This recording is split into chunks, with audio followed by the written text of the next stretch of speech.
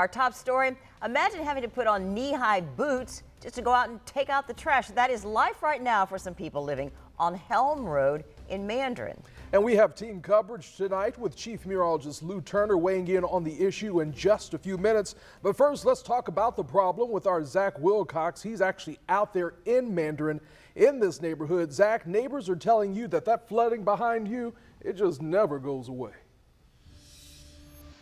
Well, Anthony, you can see it. We've been out here all day, haven't had a drop of rain, and it just sits and sits and sits. And when you have water like this all the time, as we look at one person's driveway, for example, it makes it a struggle to do anything, to go get the mail, to get mail delivered for that, or to take out the trash, to walk your dog. And it's certainly giving a new definition to waterfront property.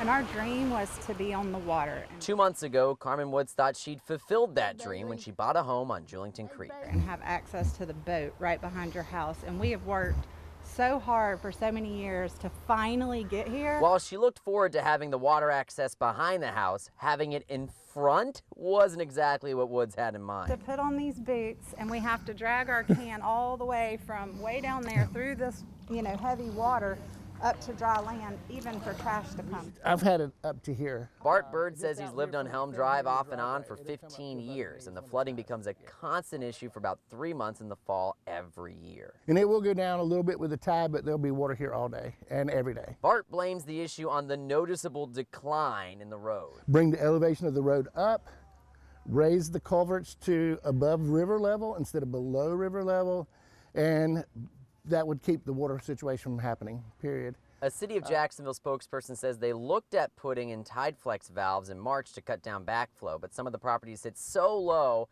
high tides would still push the water onto the road. The city went on to say a pump system likely wouldn't work unless property owners are willing to pay to build bulkheads along the waterfront.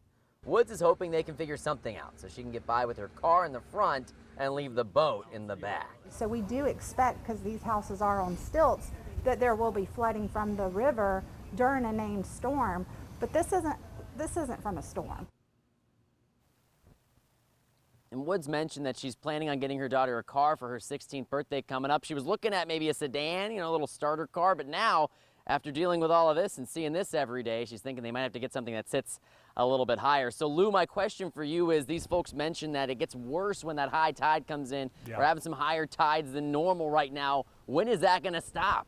Yeah, so we're going to get the coastal flood advisories are still with us and will be through Friday. So we got several more tide cycles that we're going to have to watch. The next being for that particular body of water just off the St. Johns River, the Julington Creek, up through the Durbin Creek. That'll be about 11 o'clock. So while most are sleeping, and as the gentleman there mentioned, that water just kind of stays put, doesn't really decrease much with a lowering tide. And there's your coastal flood advisory lining up really from Orange Park all the way down to Willatka and through Flagler County even. And you got to remember the St. Johns River, of course, flows north and then tidally empties into the Atlantic Ocean at the Mayport jetties.